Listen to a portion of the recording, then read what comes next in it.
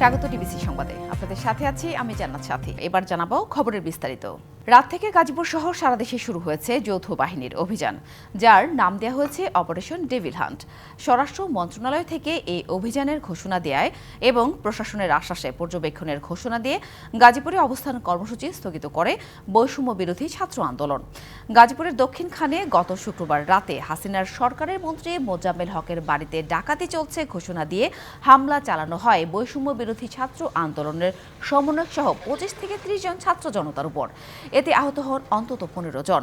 এরপরে জড়িতদের দ্রুত বিচার দাবিতে অবস্থান কর্মসূচির ডাক দেয় বৈষম্য বিরোধী ছাত্র আন্দোলন। শনিবার বেলা 11টার পর গাজীপুর জেলা প্রশাসকের কার্যালয়ের সামনে অবস্থান নিয়ে ঘোষণা দেওয়া হয় গাজীপুরের মাটি থেকে আওয়ামী লীগ নিশ্চিহ্ন করার। এরপরে বিকেলে খবর আসে সরকার যৌথ বাহিনীর নেতৃত্বে বিশেষ অভিযান শুরু করছে। এই খবর জানিয়ে Gazipur metropolitan police commissioner doctor Nazmul Karim Khan শিক্ষার্থীদের কাছে নিজেদের ব্যর্থতার জন্য ক্ষমা চান। জানানো হয় সদর থানার ওসির প্রত্যাহারের কথা। এদিকে গাজীপুর জেলা প্রশাসকের কার্যালয়ের সামনে সন্ত্রাসীদের গুলিতে আহত হয়েছেন মোবাশ্বের নামের বৈষম্য বিরোধী ছাত্র আন্দোলনের এক কর্মী। শনিবার সন্ধ্যা 6:30টায় গাজীপুর জেলা প্রশাসকের কার্যালয়ের সামনে এই ঘটনা ঘটে। প্রত্যক্ষদর্শীরা জানান, আন্দোলন শেষে ফেরার সময় মোটরসাইকেলে 2 যুবক বৈষম্য বিরোধী ছাত্র আন্দোলনের নেতাকর্মীদের লক্ষ্য করে গুলি চালায়। একটি গুলি মোবাশ্বেরের হাতে লাগে। দ্রুত তাকে গাজীপুর শহীদ তাজউদ্দিন আহমদ মেডিকেল কলেজ হাসপাতালে নেওয়া হয়। সেখানে প্রাথমিক চিকিৎসা শেষে তাকে রাজধানীর পঙ্গু হাসপাতালে পাঠানো হয়েছে। এদিকে গাজীপুর মেট্রোপলিটন পুলিশের উপকমিশনার রিয়াজ উদ্দিন আহমেদ বলেন, জড়িতদের দ্রুত গ্রেপ্তার করা হবে।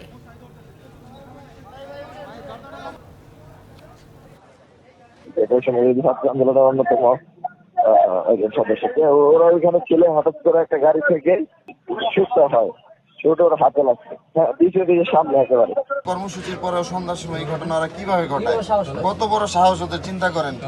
সন্ধ্যার সময় এই ঘটনা কিভাবে ঘটানোর সাহস পায়? পরিকল্পিত ঘটনা। আমার গুলি করার 10 মিনিট আগে কারেন্ট অফ করে দিয়েছে। অফিসের কারেন্ট কিভাবে অফ করে? মঙ্গলবার থেকে 10 দিন জেলায় জেলায় সমাবেশের ঘোষণা দিয়েছে বিএনপি। এই ঘোষণা দিয়েছেন দলটির সিনিয়র নেতা রুহুল কবির রিজভী। এদিকে টাঙ্গাইলে এক সমাবেশে আরেক নেতা আহমেদ আজম খান বলেন, যারা সংস্কারের আগে ভোট চায় না তারা নির্বাচনকে ভয় পায়। এছাড়া সিনিয়র নেতা ডক্টর খন্দকার মোশাররফ হোসেন বলেন, ফ্যাসিবাদীরা পালিয়ে গিয়েও দেশে বিশৃঙ্খলা সৃষ্টি করতে চায়। শনিবার বিকেলে রাজধানীর নয়াপল্টনে দলীয় কেন্দ্রীয় কার্যালয়ে বিএনপি জরুরি সংবাদ সম্মেলন করে। এ সময় দলের সিনিয়র যুগ্ম মহাসচিব রুহুল কবির রিজভী নতুন কর্মসূচি ঘোষণা করেন। জানান, 11 ফেব্রুয়ারি থেকে 10 দিন জেলায় জেলায় সমাবেশ করবে বিএনপি। শেখ হাসিনার উস্কানিতে ইতিমধ্যে গণহত্যাকারী দল আওয়ামী লীগের নেতাকর্মীরা সারা দেশে গুপ্ত হামলা, ঝটিকা মিছিল ও গণসংযোগ শুরু করেছে। জয় বাংলা স্লোগান দিয়ে রক্ত পিপাসু আওয়ামী দুর্বৃত্তরা গাজীপুরে ছাত্র জনতার উপর নারকীয় আক্রমণ চালিয়েছে। এদিকে টাঙ্গাইল পৌর বিএনপির মহাসমাবেশে দলের ভাইস চেয়ারম্যান আহমেদ আজম খান বলেন, যারা সংস্কারের আগে নির্বাচন চায় না তারা নির্বাচনকে ভয় পায়। সংস্কার শেষ না করে নির্বাচন দেয়া যাবে না। যারা এ কথা বলেন তারা নির্বাচনকে ভয় পান। এদিকে ভোলার লালমোহনে এক সেমিনারে বিএনপির স্থায়ী কমিটির সদস্য অবসরপ্রাপ্ত মেজর হাফিজ উদ্দিন আহমেদ সবাইকে আইনের প্রতি শ্রদ্ধাশীল হওয়ার আহ্বান জানান। কেউ আইন নিজের হাতে নেবে এটা আমরা চাই না। আমরা আশা করব বর্তমান সরকার শক্ত হাতে দেশের আইন শৃঙ্খলা পরিস্থিতিকে পুনরুদ্ধার করবেন। দলের আরেক স্থায়ী কমিটির সদস্য ডক্টর খন্দকার মোশাররফ হোসেন কুমিল্লার দাউদকান্দিতে এক জনসভায় বলেন, ফ্যাসিবাদীরা পালিয়ে থেকেও দেশে বিশৃঙ্খলা সৃষ্টি করতে চায়। এই সরকারকে বলতে চাই, অনতিবিলম্বে তাদের বিরুদ্ধে ব্যবস্থা নেওয়া হোক। তারা হলে তারা বাংলাদেশে নানা রকমের ষড়যন্ত্র করতে চেষ্টা করবে। এছাড়া কক্সবাজারের পেকুয়ায় বিএনপির স্থায়ী কমিটির সদস্য সালাউদ্দিন আহমেদ বলেন, শক্তিশালী গণতান্ত্রিক রাষ্ট্র গড়ে তুলতে গুরুত্ব দিতে হবে সুশাসন প্রতিষ্ঠায়। ভবিষ্যৎ বাংলাদেশ শক্তিশালী গণতান্ত্রিক রাষ্ট্র হিসেবে সেরকম একটা রাষ্ট্র নির্মাণে যাতে আমরা ভূমিকা রাখতে পারি। হিমাদ্রি রাহা, ডিবিসি নিউজ ডেস্ক। স্বাস্থ্য খাতে ব্যয় মেটাতে গিয়ে নাজেহাল সাধারণ মানুষ। আবার রোগীর চাপে প্রত্যাশিত সেবা দিতে পারছে না সরকারি হাসপাতাল। বিশেষজ্ঞরা বলছেন স্বাস্থ্য খাতের সাফল্য কেবল সংখ্যায় বেড়েছে, বাস্তবে তার প্রভাব পড়েনি। প্রাথমিক স্তরে প্রতিরোধ ও প্রচারমূলক স্বাস্থ্যসেবা দেয়া গেলে রোগীর ব্যয় যেমন কমতো, তেমনি আধুনিক যন্ত্রপাতি ও দক্ষ টেকনিশিয়ানের সহজলভ্যতা নিশ্চিত করা সম্ভব হতো।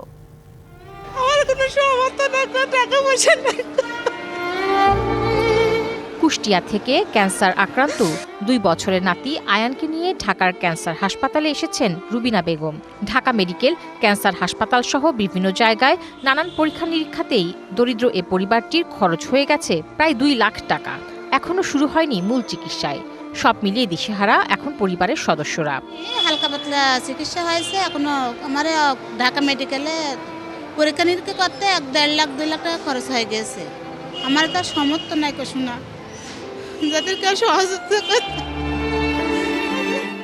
রোগীদের অভিযোগ সময়ের সাথে পাল্লা দিয়ে বেড়েছে চিকিৎসা ব্যয়, কিন্তু বাড়েনি কাঙ্ক্ষিত সেবা। বিশেষজ্ঞরা বলছেন গত 2 দশকে স্বাস্থ্য খাতের অবকাঠামোগত উন্নতি হলেও অব্যবস্থাপনাজনিত কারণে বেড়েছে চিকিৎসা বৈষম্য, রাজনীতিকরণ ও দুর্নীতি তো আছেই। আমাদের একই টেস্ট হসপিটাল বা ডাক্তার চেঞ্জ হলে সেটা রিপিটেডলি করতে হচ্ছে। মেডিসিনের যে পরিমাণ প্রয়োজন তার থেকে বেশি কনজিউম করছে। প্রাইভেট হসপিটাল ডায়াগনস্টিক সেন্টারগুলোতে এখানে কমিশন বাণিজ্য বলে কিন্তু এটা একটা কথা প্রচলিত আছে এবং এটা সত্য। এখানে কমিশনটাকে যদি আমরা বাদ দিয়ে দিতে পারতাম তাহলে কিন্তু যে টাকাটা নেওয়া হচ্ছে আমার আপনার কাছ থেকে, সেই টাকাটা দিয়ে কিন্তু একজন ভালো প্যাথোলজিস্ট, একজন ভালো মেডিকেল টেকনোলজিস্ট, ভালো রিয়েজেন্ট এগুলো কিন্তু করা যেতে পারে এবং ভালো মেশিন দিয়ে আপনি কিন্তু সার্ভ করতে পারতেন। তারা আরও বলছেন স্বাস্থ্য ব্যবস্থায় প্রতিরোধমূলক পদ্ধতি অবলম্বন জরুরি, তাহলে চিকিৎসকের উপর চাপ কমবে রোগীর। প্রিভেন্টিভ এবং প্রমোটিভ সেইটা করতে পারলে রোগ সৃষ্টি কম হয়। ইউনিয়ন এবং তার নিচে যে কর্মীরা আছে, স্বাস্থ্য এবং পরিবার পরিকল্পনার যে কর্মীরা আছে এবং কমিউনিটি ক্লিনিকের যে সিএইচসিপি আছে, এই 3 গ্রুপকেই একটা আমব্রেলার নিচে আনা। প্রাইমারি হেলথ কেয়ারের ওইখানে নিউট্রিশনটা একটা বড় একটা ভূমিকা রাখার চেষ্টা করতে হবে। সরকারি বেসরকারি স্বাস্থ্যসেবা প্রতিষ্ঠানগুলোকে একটি কাঠামোর মধ্যে আনা জরুরি বলেও মনে করেন বিশেষজ্ঞরা। Tahsina Jessy, DBC news, Dhaka. আসছে মুদ্রানীতিতে ঋণের সুদহার না বাড়ানোর ইঙ্গিত মিলেছে। নতুন গভর্নরের মুদ্রানীতিতে প্রাধান্য পাচ্ছে মূল্যস্ফীতি নিয়ন্ত্রণ। এছাড়া টাকার বিপরীতে বৈদেশিক মুদ্রার বিনিময় হার স্থিতিশীল রাখা ও রিজার্ভ বৃদ্ধিকেও দেয়া হচ্ছে গুরুত্ব। বিশ্লেষকরা মনে করেন সুদহারে আর হাত দেয়া উচিত হবে না কেন্দ্রীয় ব্যাংকের। বাজারে অর্থের প্রবাহ নিয়ন্ত্রণের মাধ্যমে মূল্যস্ফীতি বা জিনিসপত্রের দামের লাগাম টানার অন্যতম পদ্ধতি মুদ্রানীতি। অন্তর্বর্তী সরকার ক্ষমতায় আসার পর মূল্যস্ফীতি নাগালে আনতে নতুন গভর্নর দফায় দফায় নীতি সুদহার বাড়িয়েছেন। আর এতে বাড়ছে ঋণের সুদহার, কমছে বেসরকারি খাতের ঋণ, যে কারণে কমছে বিনিয়োগও। এ অবস্থায় চলতি অর্থবছরের দ্বিতীয় মুদ্রানীতিতে সুদহার না বাড়ানোর ইঙ্গিত মিলেছে। গভর্নর আহসান এস মনসুরের প্রথম মুদ্রানীতিতে গুরুত্ব পাচ্ছে মূল্যস্ফীতি নিয়ন্ত্রণ, রিজার্ভ বৃদ্ধি এবং টাকার বিপরীতে বৈদেশিক মুদ্রার বিনিময় হার স্থিতিশীল রাখা। বৈদেশিক মুদ্রার রিজার্ভটাকে সমুন্নত রাখা, টাকার ডিভ্যালুয়েশন অবমূল্যায়ন রোধ করে দেখি টাকার স্ট্রেংথটা যেটা আমরা ঠিক রাখতে পারি, এবং অবশ্যই কেন্দ্রীয় ব্যাংকের প্রধান যে কাজ ইনফ্লেশন নিয়ন্ত্রণ করা। এই কয়েকটি বিষয়কে সমন্বয় করেই মুদ্রানীতি ঘোষণা করা। বিশ্লেষকরাও বলছেন এ মুহূর্তে সবচেয়ে বেশি গুরুত্ব দেওয়া দরকার মূল্যস্ফীতি নিয়ন্ত্রণে।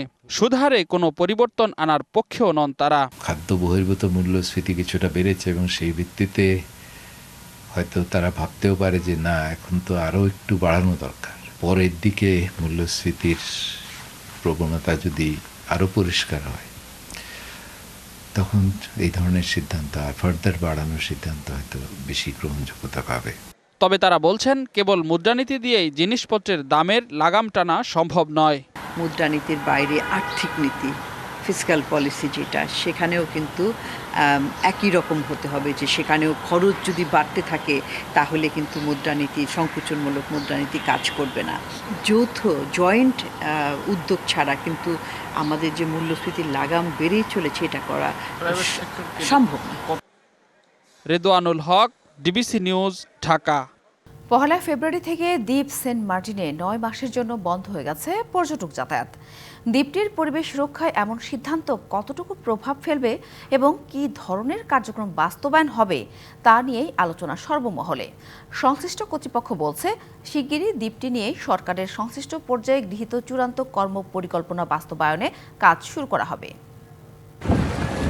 বঙ্গোপসাগরের বুক চিরে জেগে ওঠা দেশের একমাত্র প্রবাল দ্বীপ সেন্ট মার্টিন, যেখানে প্রকৃতির নান্দনিক সৌন্দর্য উপভোগে প্রতিবছর পর্যটন মৌসুমে ভ্রমণে আসেন লাখো পর্যটক।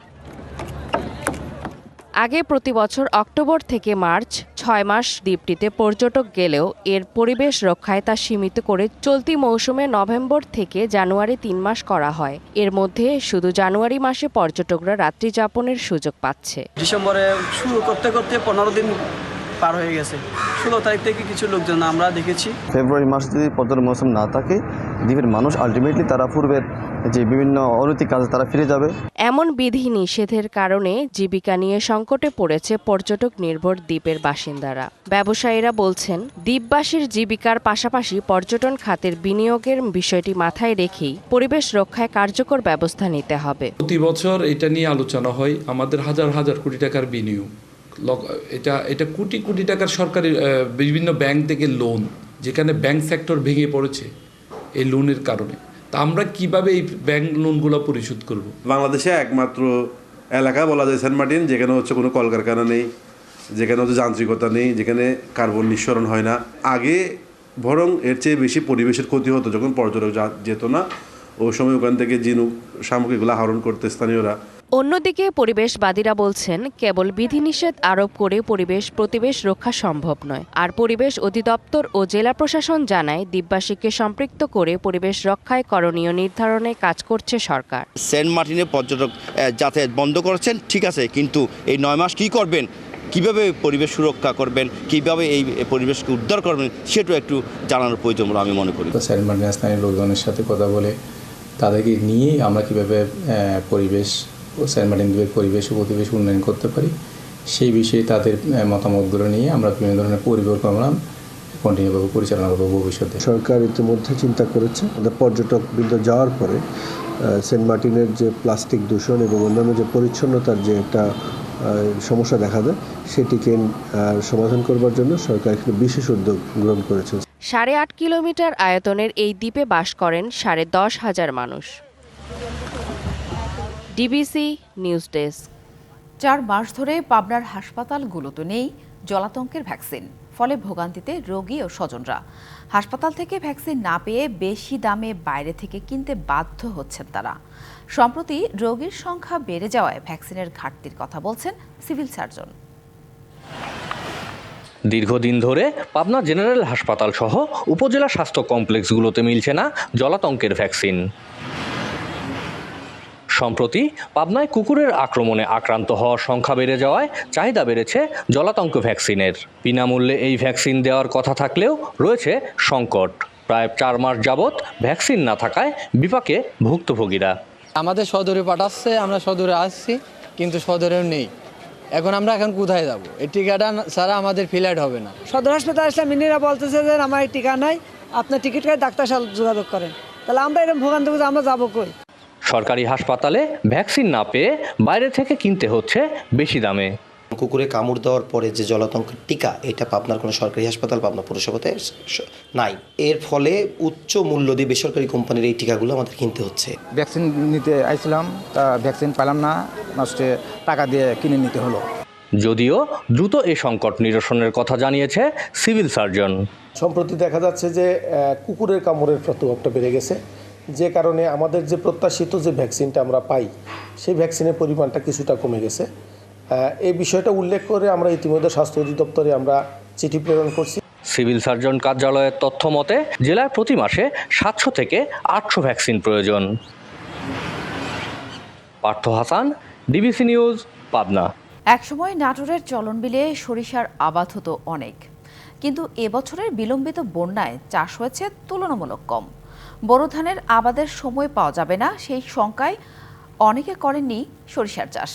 ক্ষতি পোষাতে প্রণোদনা দেওয়ার কথা বলা হলেও কৃষি বিভাগের কোনো সহায়তা না পাওয়ার অভিযোগ চাষিদের।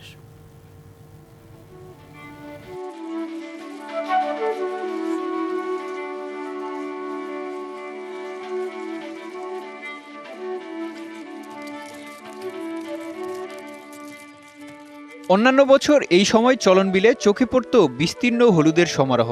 এবার চিত্র কিছুটা ভিন্ন, কারণ বিলম্বিত বন্যায় বোরো ধানের আবাদ ক্ষতিগ্রস্ত হয় শঙ্কায় এবার সরিষার চাষ কম করেছেন কৃষকরা। অতিরিক্ত বন্যা ও বৃষ্টির কারণে এবার আমাদের শস্যের আবাদটা রোপণ করতে আমাদের অনেক লেট হয়ে গেছে। মনে হয় এবার শস্যের উৎপাদন ভালো হবে না।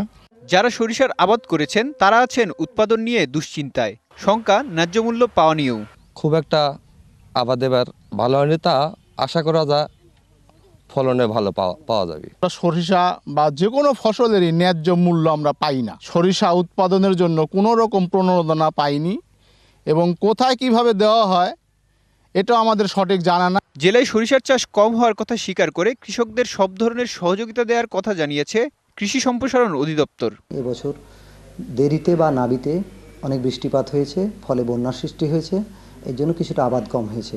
সরিষার আবাদ যাতে বেশি বৃদ্ধি হয় এবং ভোজ্য তেল বাজারে থাকে, নিরাপদ ভোজ্য তেল, এই জন্য কৃষি সম্প্রসারণ অধিদপ্তর কৃষকের পাশে থেকে সেবা দিয়ে যাচ্ছে। এবছর ৯,১৮৮ হেক্টর জমিতে সরিষার আবাদ হয়েছে নাটোরে, যা গত বছর ছিল ১০,১৮৫ হেক্টর জমিতে। DBC news desk. দক্ষিণ মেক্সিকোতে সড়ক দুর্ঘটনায় অন্তত ৪১ জনের মৃত্যু হয়েছে। স্থানীয় সময় শনিবার সকালে তাবাস্কো রাজ্যের এসকারসেগা শহরের কাছে ঘটনা ঘটে। বার্তা সংস্থা রয়টার্স জানিয়েছে ৪৮ জন যাত্রী নিয়ে একটি বাস কানকুন শহর থেকে তাবাস্কো যাওয়ার পথে একটি ট্রাকের সাথে মুখোমুখি সংঘর্ষ হয়। এতে মুহূর্তেই আগুন ধরে যায় বাসটিতে। ঘটনাস্থলে মৃত্যু হয় ১৮ জনের। হাসপাতালে নেয়ার পর বাকিদের মৃত্যু হয়। নিহতদের মধ্যে বাস ও ট্রাকের ২ চালকও রয়েছেন। এছাড়া আহতদের মধ্যে বেশ কয়েকজনের অবস্থা আশঙ্কাজনক।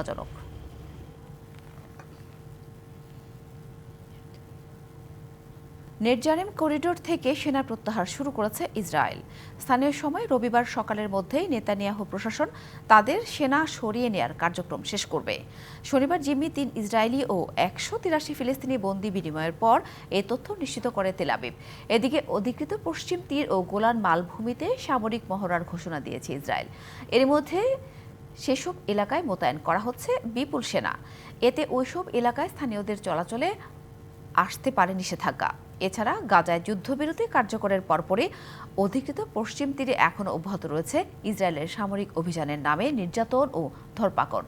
শনিবার রাতভর রামাল্লা, নাবলুস, হেব্রন ও জেনিন শহরের বসত বাড়ি থেকে উচ্ছেদ করা হয় বেশ কয়েকজন স্থানীয়দেরকে। অপরদিকে পূর্ব লেবাননের বেকা উপত্যকায় ইসরায়েলের বিমান হামলায় নিহত হয়েছে অন্তত ৬ জন। চ্যাম্পিয়ন্স ট্রফি সামনে রেখে শনিবার থেকে শুরু হয়েছে টাইগারদের আনুষ্ঠানিক ক্যাম্প। তবে প্রথম দিনের ক্যাম্পে অনুপস্থিত ছিলেন দলের বেশিরভাগ সদস্য। পেসারদের মধ্যে কেবল অনুশীলন করেছেন মুস্তাফিজ ও তানজিম সাকিব। ৫ দিনের ক্যাম্প শেষে আগামী বৃহস্পতিবার দুবাইয়ের উদ্দেশ্যে দেশ ছাড়বে দল। ২০ ওভারের লড়াই শেষ, এবার ৫০ ওভারের ফরম্যাটে মনোযোগ দেবার পালা। আর টাইগারদের এই ফরম্যাটের মিশনটা শুরু হচ্ছে চ্যাম্পিয়ন্স ট্রফি দিয়ে। তবে ফিল সিমন্সের প্রথম দিনের ক্লাসে আসেননি দলের বেশিরভাগ ক্রিকেটার। স্বাভাবিকভাবেই বরিশাল ও চিটাগং দলে থাকা সদস্যদেরও দেখা যায়নি মাঠে। তাই সৌম্য অনেকদের নিয়েই প্রথম দিনের হিসাবটা কষলেন হেড কোচ ফিল সিমন্স। ক্রিকেটারদের থেকে কোচিং স্টাফরাই হয়তো বেশি সিরিয়াস, তাই তো গুটি কয়েক ক্রিকেটারদের দীক্ষা দিতে মুশতাক সহ সকল কোচরাই উপস্থিত ছিলেন ক্যাম্পে। তবে ছুটি নিয়ে যেহেতু দলের সাথে নেই ডেভিড হেম্প, তাই ব্যাটিংয়ের দায়িত্বটা এখন পুরোপুরি সালাউদ্দিনের কাঁধে। কদিন আগেই ইনজুরি থেকে ফেরা সৌম্যকে নিয়েছিলেন বাড়তি মনোযোগী। ভুল হলেই আবার ধরিয়ে দিচ্ছিলেন সাথে সাথেই। অনুশীলনে এদিন দীর্ঘক্ষণ নেটে ব্যাটিং করেছেন তানজিদ তামিম। বিপিএলে দল খারাপ করলেও এই ব্যাটার ছিলেন দারুণ ফর্মে, হয়েছেন দ্বিতীয় সর্বোচ্চ রান সংগ্রাহক। চ্যাম্পিয়ন্স ট্রফিতে এই ফর্ম ধরে রাখতে তাই অনুশীলনেও বাড়তি মনোযোগী এই ব্যাটার। পেসারদের মধ্যে এদিন কেবল মুস্তাফিজ আর তানজিম সাকিব উপস্থিত ছিলেন অনুশীলনে। ওয়ার্কলোড ইস্যুতে ২-১ দিন পরে যোগ দেবেন তাসকিন। চ্যাম্পিয়ন্স ট্রফির আগে টাইগাররা ক্যাম্প করার সুযোগ পাচ্ছে মাত্র ৫ দিন। আগামী ২৩ তারিখ উড়াল দেবে দুবাইয়ের উদ্দেশ্যে। Shahriar Hossain, DBC news, Dhaka. এবার দেখে নিব আজকের জাতীয় দৈনিক পত্রিকাগুলোর প্রধান শিরোনাম। প্রথমেই দেখে নিব দৈনিক প্রথম আলোর প্রধান শিরোনাম, দিনভর বিক্ষোভ, ক্ষমা চাইল পুলিশ, সন্ধ্যায় ছাত্র গুলিবিদ্ধ, উত্তপ্ত গাজীপুর। শুক্রবার রাতে সাবেক মন্ত্রীর বাড়িতে শিক্ষার্থীদের উপর হামলা, মারধর, প্রতিবাদে বিক্ষোভ সমাবেশ। হামলায় জড়িতদের গ্রেপ্তারের আশ্বাসে শিক্ষার্থীদের বিক্ষোভ কর্মসূচি প্রত্যাহার। হামলার ঘটনায় ১৬ জন আটক, ওসি প্রত্যাহার, আসামি ধরতে অভিযান। তারপর যেতে চাই দৈনিক সমকালে, দৈনিক সমকালের প্রধান শিরোনাম, মন্ত্রিসভার আকার বেঁধে দিল জনপ্রশাসন সংস্কার কমিশন। পুলিশ বাহিনীর সংস্কারে অবিলম্বে স্বল্প, মধ্য ও দীর্ঘমেয়াদে বাস্তবায়নযোগ্য 14টি সুপারিশ করেছে কমিশন। এর মধ্যে পুলিশ সদস্যদের নিয়মিত ডোপ টেস্ট ও মনস্তাত্ত্বিক পরীক্ষার আওতায় আনার কথা বলা হয়েছে। 6 কমিশনের পূর্ণাঙ্গ প্রতিবেদনের প্রসঙ্গে প্রতিবেদনটি করা হয়েছে। তারপর যেতে চাই দৈনিক যুগান্তরের প্রধান শিরোনাম করেছে একই শিরোনাম, যে 6 কমিশনের পূর্ণাঙ্গ রিপোর্ট, জরুরি সংস্কার শেষ করেই নির্বাচনে যাবে সরকার। গতকাল রাজধানী ফরেন সার্ভিস একাডেমিতে প্রেস ব্রিফিংয়ে আইন উপদেষ্টা আসিফ নজরুল কথা প্রসঙ্গে এই প্রতিবেদনটি করা হয়েছে। তারপর যেতে চাই দৈনিক কালবেলাতে, সাবেক ডিআইজি মোল্লা নজরুল সহ 4 পুলিশ কর্মকর্তা আটক, ডিবি কার্যালয়ে নেওয়া হয়েছে। বহুল আলোচিত সমালোচিত গাজীপুর মেট্রোপলিটন পুলিশের সাবেক কমিশনার, উপমহাপরিদর্শক ডিআইজি মোল্লা নজরুল ইসলাম সহ 3 পুলিশ সুপার পদমর্যাদার কর্মকর্তাকে আটক করা হয়েছে। শুক্র শনিবার পৃথক অভিযানে পুলিশের বিভিন্ন ইউনিট থেকে তাদের আটক করা হয়। তারপর যেতে চাই বাংলাদেশ প্রতিদিন। বাংলাদেশ প্রতিদিনের কয়েকটি শিরোনাম, ডেভিল হান্ট শুরু, আর একটি শিরোনাম, খালেদা ও তারেককে ফাঁসিয়েছে প্রথম আলো, 21 আগস্ট গ্রেনেড হামলা প্রসঙ্গে। বহুল আলোচিত 21 আগস্ট গ্রেনেড হামলায় সাবেক প্রধানমন্ত্রী বেগম খালেদা জিয়া ও বিএনপির ভারপ্রাপ্ত চেয়ারম্যান তারেক রহমানকে ফাঁসিয়েছে ট্রান্সকম গ্রুপের 2টি জাতীয় দৈনিক প্রথম আলো ও দ্য ডেইলি স্টার। সম্প্রতি অপরাধ এবং রাজনৈতিক বিশ্লেষকের আলোচনায় উঠে এসেছে ভয়ঙ্কর সেই নীল নকশার তথ্য। তারপর যেতে চাই দৈনিক ইত্তেফাকের প্রধান শিরোনাম করেছে সারা দেশে অপারেশন ডেভিল হান্ট শুরু। গাজীপুর সাবেক মন্ত্রী মোজাম্মেল হকের বাড়িতে হামলা, ভাঙচুর এবং কয়েকজন আহত হওয়ার ঘটনার পর সারা দেশে অপারেশন ডেভিল হান্ট নামের অভিযান শুরু করতে যাচ্ছে যৌথ বাহিনী, সেটি করেছে তারা। তারপর যেতে চাই কালের কণ্ঠে প্রধান শিরোনাম অপারেশন ডেভিল হান্ট শুরু, একই শিরোনাম। আরও একটি শিরোনাম আছে, বড় ব্যবসায়ীরা অনুপস্থিত, ছোটরা ভয়ে গুটিয়ে, অর্থ উপদেষ্টার বক্তব্য। পণ্যের দাম বাড়ার পেছনে চাঁদাবাজি একটি বড় কারণ বলে মনে করেন অন্তর্বর্তী সরকারের অর্থ উপদেষ্টা ডক্টর সালেউদ্দিন আহমেদ। তিনি বলেন, একটি পণ্য মোকাম থেকে ঢাকায় আনা পর্যন্ত জায়গায় চাঁদা দিতে হয়। বর্তমান অর্থনৈতিক চ্যালেঞ্জ মোকাবেলা ও চলমান পরিস্থিতি নিয়ে বেসরকারি একটি টিভি চ্যানেলকে এই সাক্ষাৎকার দিয়েছেন অর্থ উপদেষ্টা। তারপর যেতে চাই দৈনিক বণিক বার্তার প্রধান শিরোনাম করছে অন্তর্বর্তী সরকারের 6 মাস নিয়ে শিল্প উদ্যোক্তারা, নতুন বিনিয়োগের চিন্তা করছেন না উদ্যোক্তা। অর্থাৎ গত 6 মাসে দেশের অর্থনীতি ও বিনিয়োগ পরিবেশে খুব একটা স্বস্তির জায়গা তৈরি না হয়, এমন পরিস্থিতিতে নতুন বিনিয়োগ থেকে নিজেদের বিরত রাখছেন উদ্যোক্তারা। তারা বেশ কয়েকজনের বৃহৎ শিল্প উদ্যোক্তাদের মতামত নিয়ে প্রতিবেদনটি করেছে। তারপর যেতে চাই দ্য ডেইলি স্টার, প্রধান শিরোনাম করেছে অপারেশন ডেভিল হান্ট লঞ্চ, একই শিরোনাম করেছে।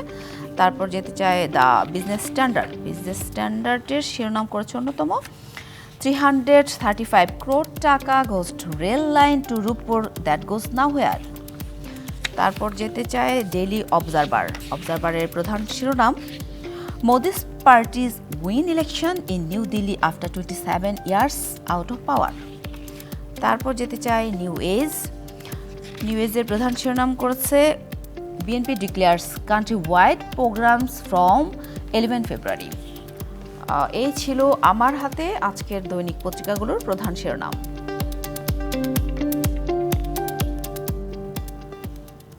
সংবাদ এই ছিল এখনকার মতো। ডিবিসি নিউজের সংবাদগুলো পড়তে ভিজিট করুন dbcnews.tv আর ভিজিট করুন ডিবিসি নিউজের ফেসবুক পেজ এবং ইউটিউব চ্যানেল। ডিবিসির সঙ্গে থাকুন।